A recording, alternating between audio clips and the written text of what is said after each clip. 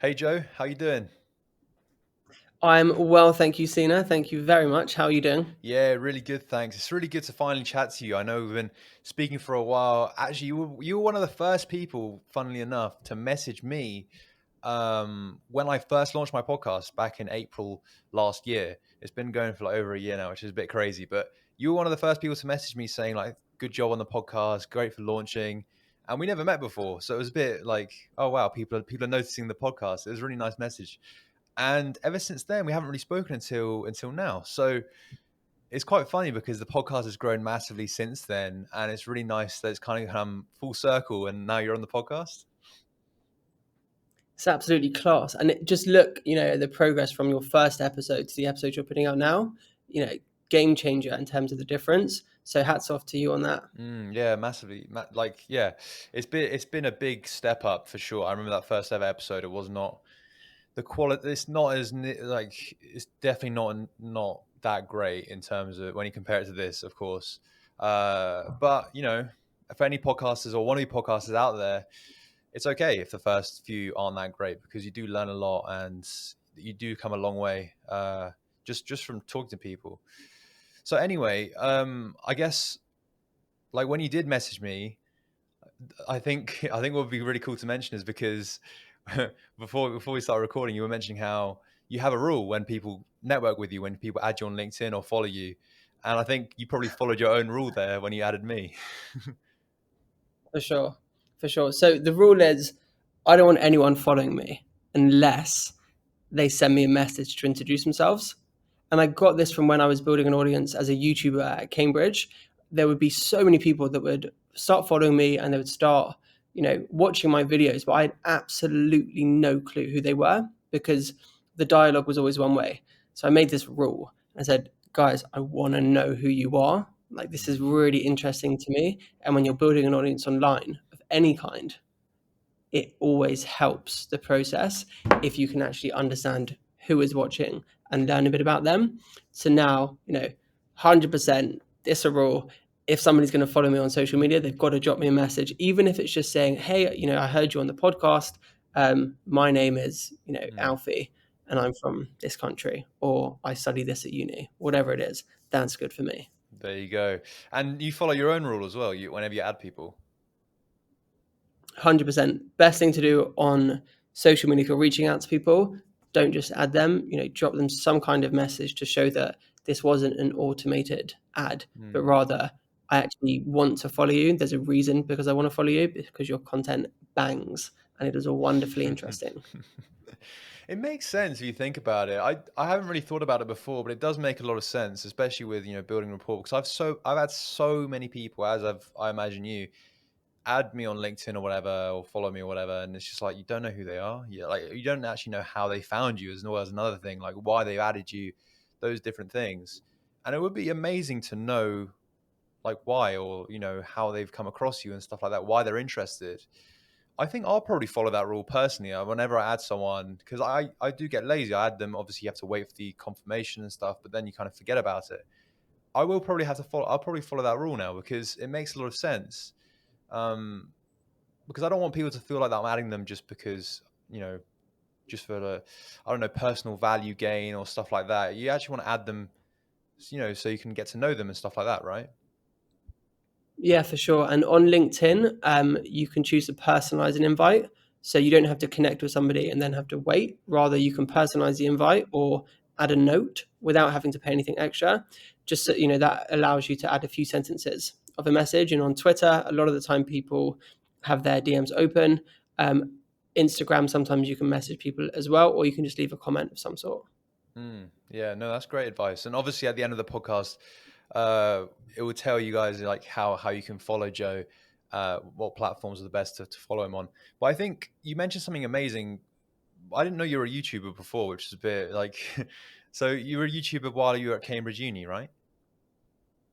Yeah, so I was doing an internship in Berlin at a what people call a startup clone factory called Rocket Internet.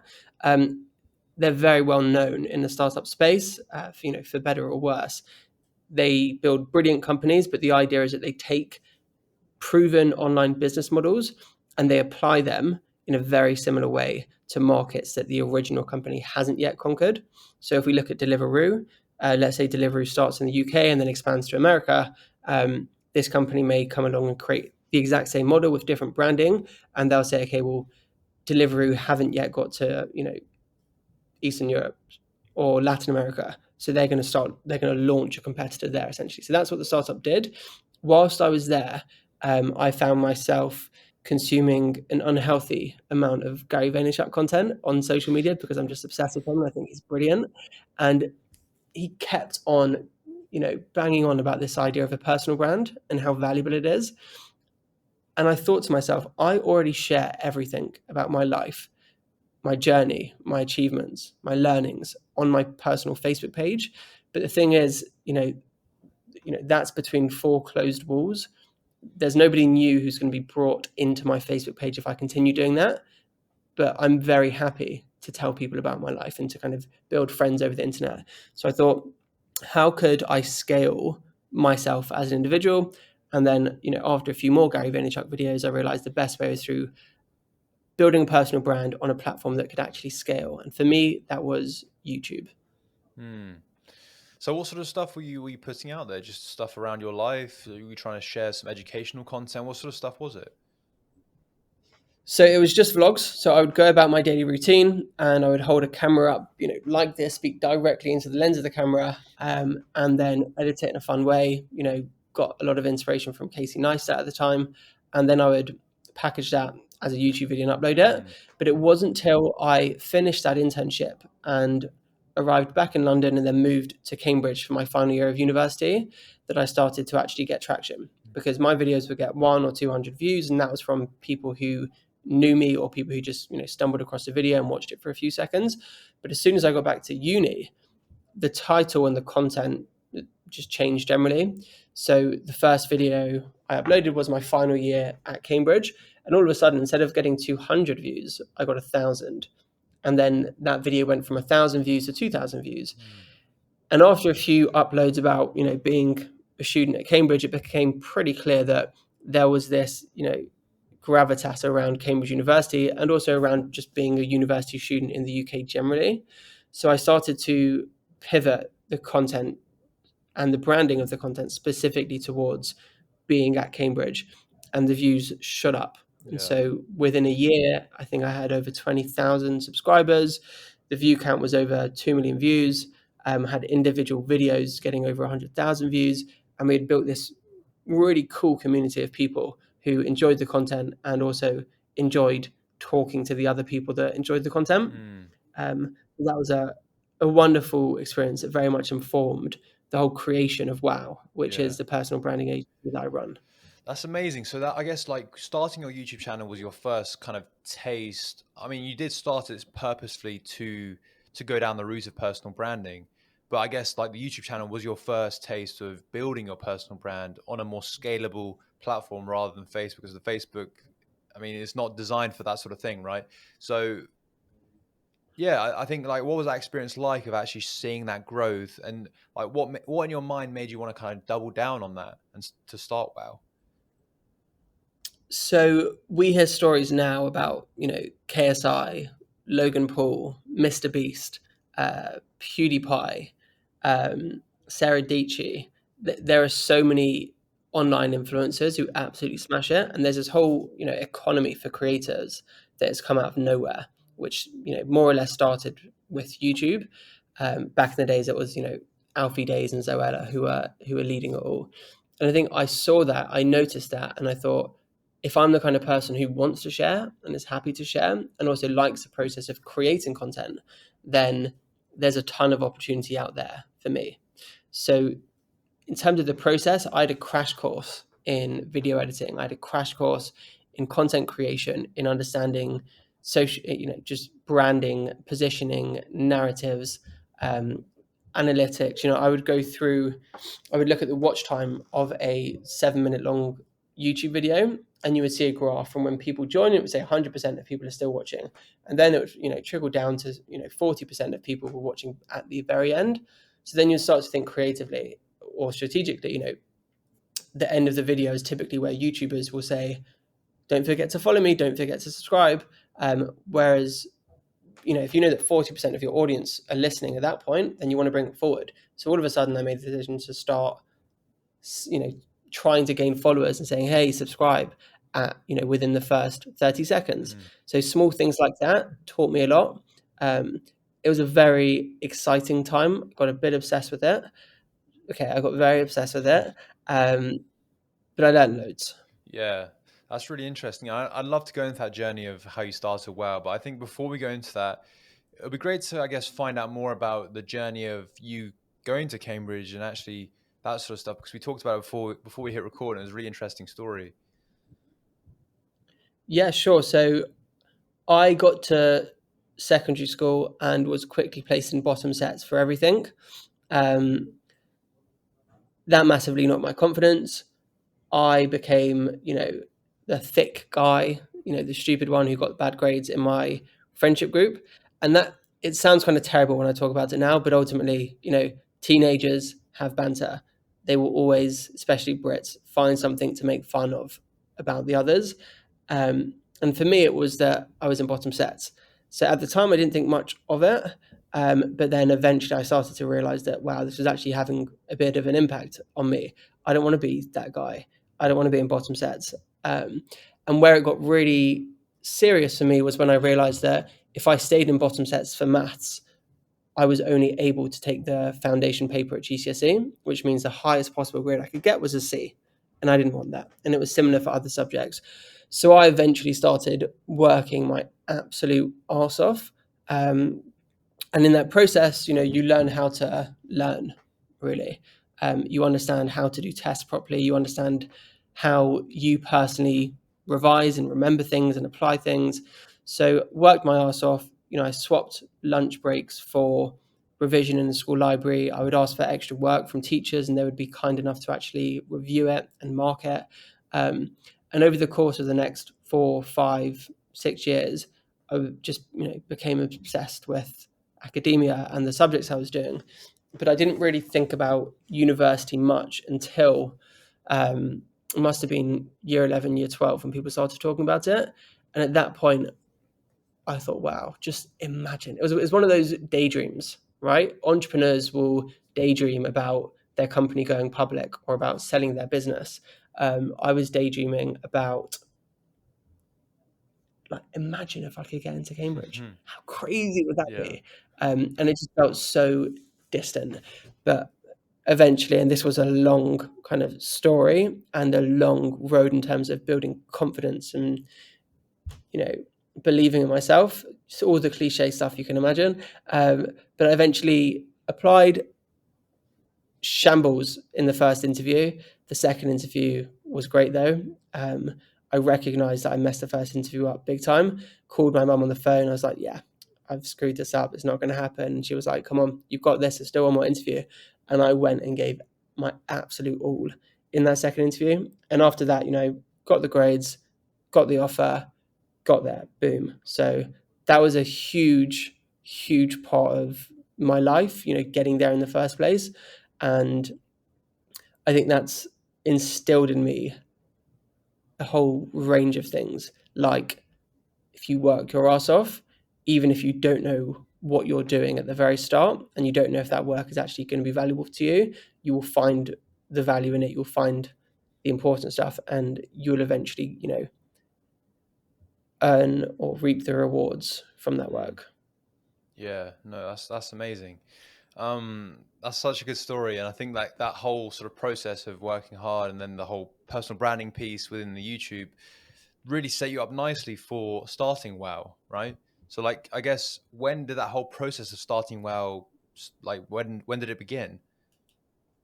Yeah, so it was a few months after university, and I'd always wanted to set up a business. I had dabbled in entrepreneurship before. I'd imported headphones and BlackBerry cases because BBM was all the rave back in those days. Imported those from China. I would sell them at school. I would do car washing. I had a job in a garden center when I was like 12. I was always obsessed and excited by the idea of starting a business. But it was at that point where I thought, wow, this could actually happen. This could be legit.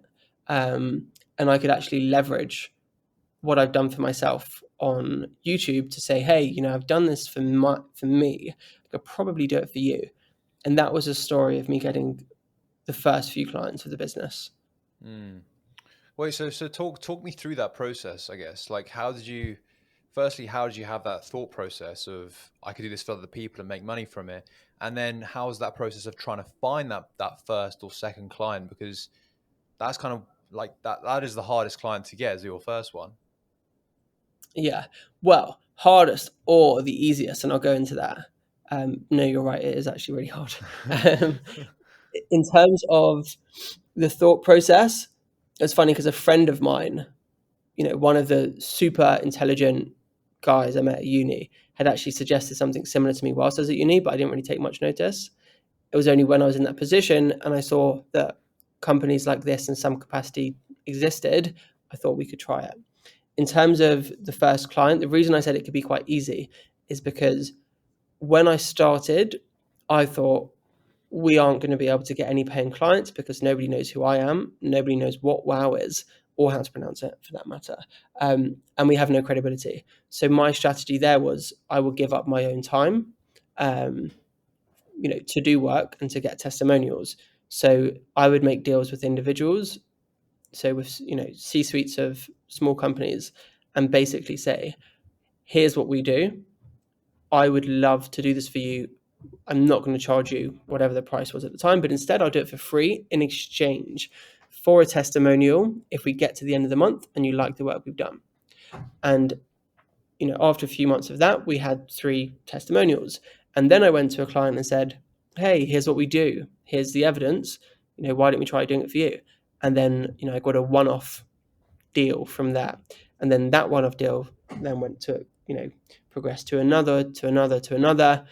And all of a sudden we managed to get James Caan from Dragon's Den as a client. And for us, that was like, whoa, this is big. Now we have legitimacy. We can really start to, you know, if we were kind of standing still at the time, now we can, you know, start to crawl. We can start to move. This is exciting. Yeah.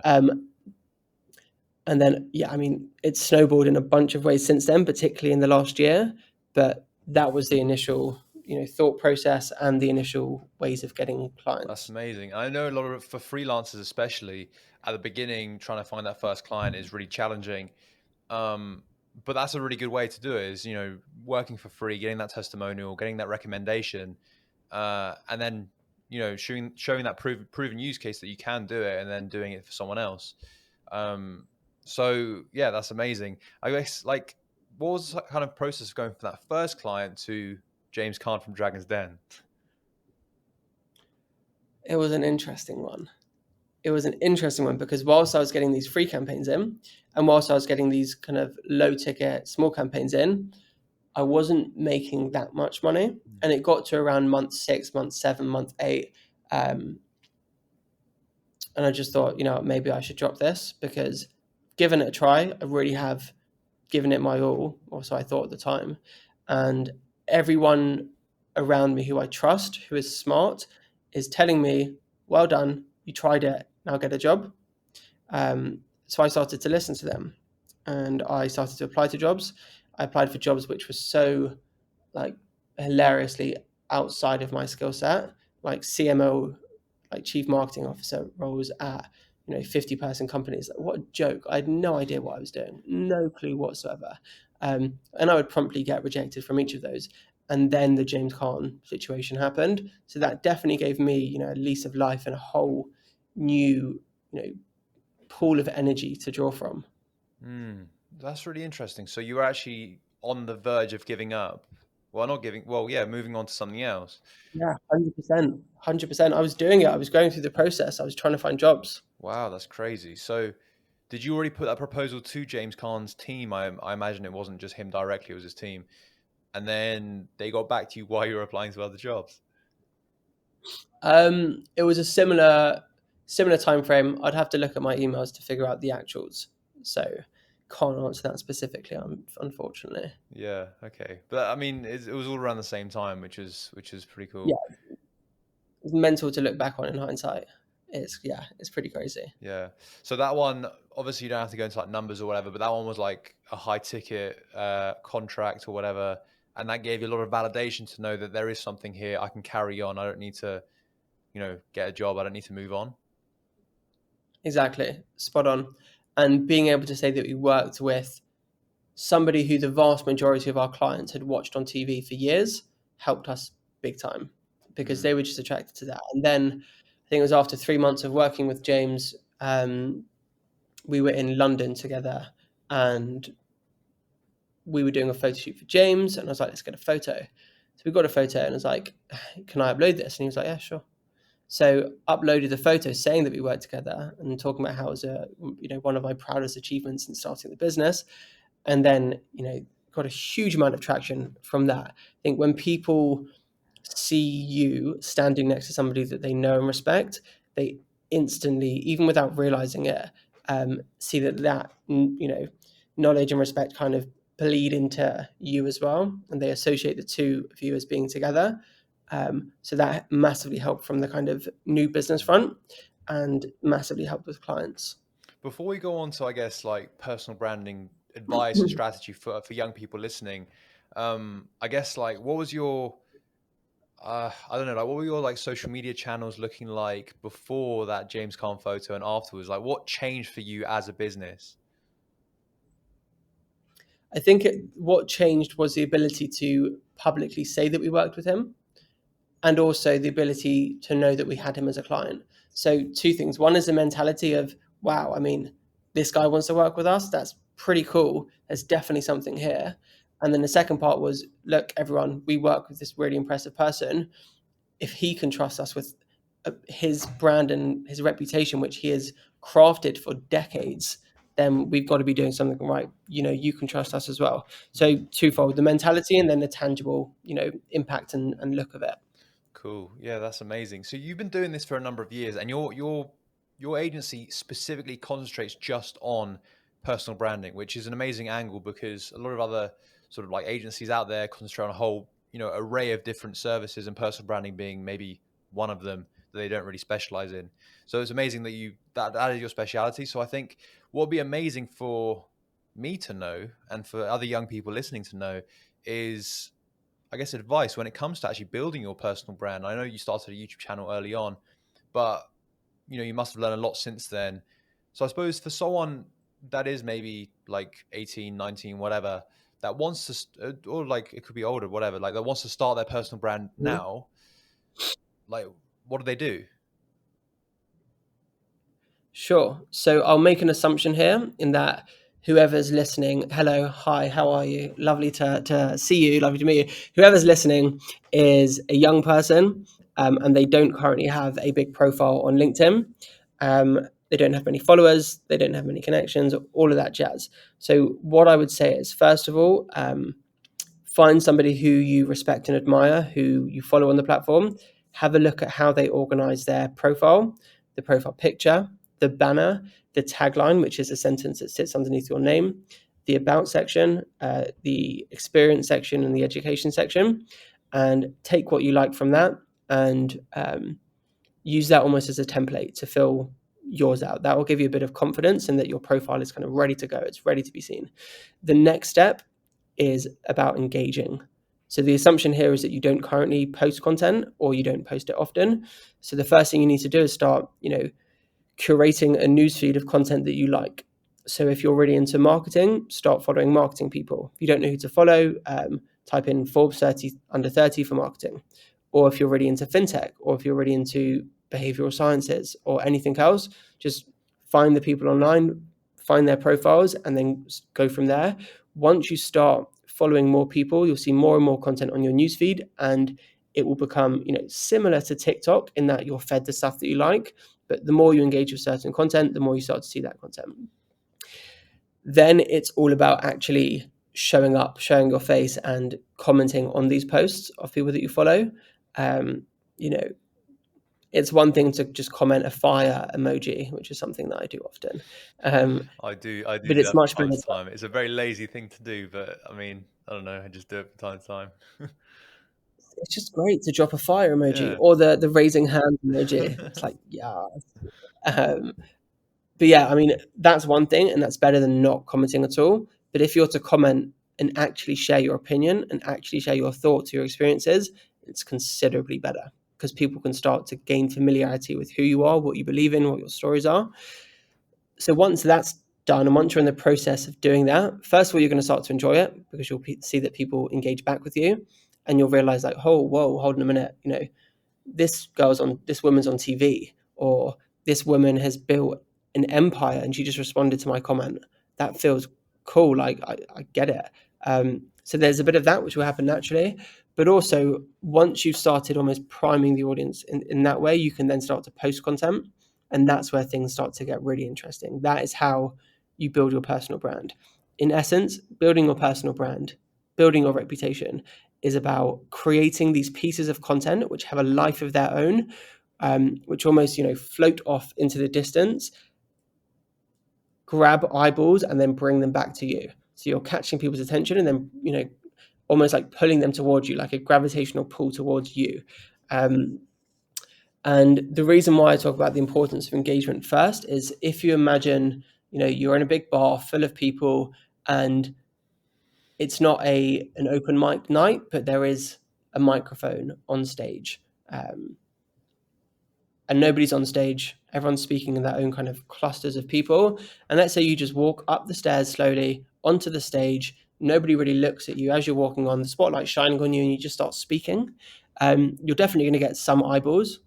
People looking, oh, that's new. What's that person doing? But people won't take much notice because they're in their conversation. They know you're not, there to sing or anything. So that kind of ends there.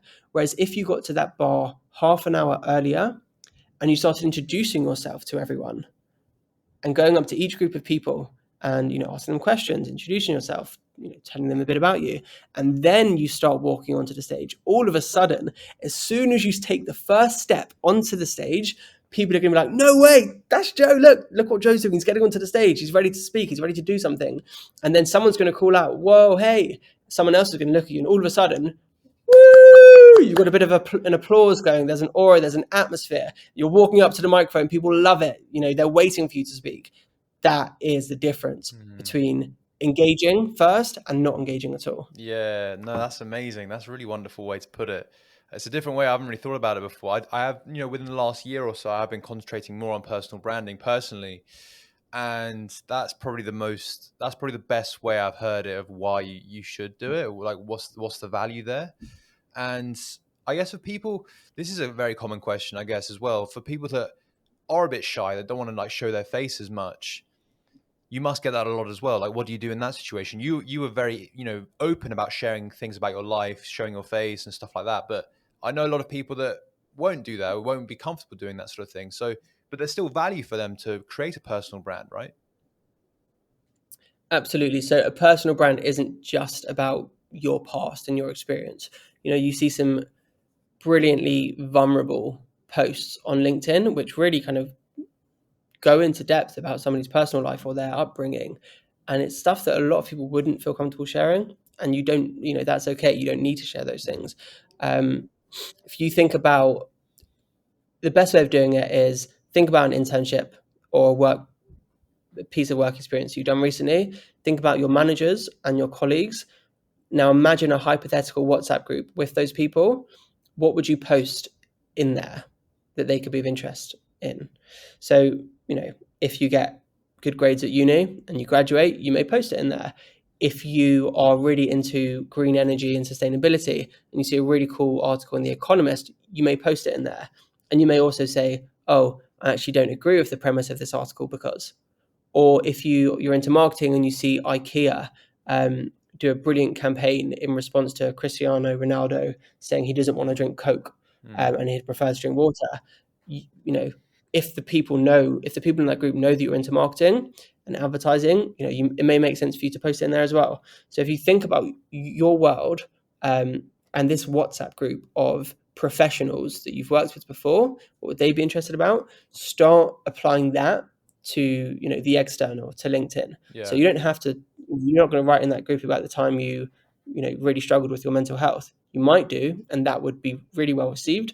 But if you don't feel comfortable doing that, that's fine. Because if you have certain beliefs, certain values, certain interests, there will be people online, particularly on LinkedIn, who will engage with those, and you can start to build your personal brand by talking about those topics. Yeah, no, that's wonderful advice. And of course, like it doesn't just stop on LinkedIn. Like there's different platforms that you can use that might be better suited to you. So like I use Medium for blogging, and that's been really good for me because I share a lot about like my personal experience of starting a podcast and that sort of thing. And that's helped me build my personal brand on that platform. Obviously the podcast has helped as well. I know a lot of you guys want to start a podcast as well. So and obviously you started with YouTube. I haven't really done anything on YouTube, but yeah, so there's different platforms that you can go on that might be better suited to you and your style of trying to create a personal brand. But bottom line is, it doesn't matter like how personal you want to go into it, because there is a way for you to express yourself, for you to build that personal brand, and you put it so eloquently. So yeah, Mm. I think that's a really good message to end on. Actually, is that personal brand isn't just for people and Instagram influencers that go like, oh hey guys, like they've been like happy all the time. It's for everyone, even if you don't want to show your face all the time, you know. Um, For so sure. yeah, wonderful message. I think we'll end it there, Joe. Unless you've got anything else to say, anything else to add. No more to add, my friend. That was wonderful. Thank you Sweet. so much for that. Well, Joe, how can people stay in touch with you and wow, going into the future? I know we talked about this within the first sort of 2 minutes, and it'd be good to kind of follow that up with how they can follow you, how they can message you, of course. Don't forget that. For sure. So, Joe Binder on LinkedIn. I've got a big blue profile picture. Joe Binder 96 on Twitter and on Instagram. And yeah, just to reiterate, drop me a message. I'll respond to that. Sweet. Thank you so much, Joe. And thank you so much for coming on the podcast. And yeah, I'll catch you soon. Thank you so much. See you later. Thanks so much. Bye.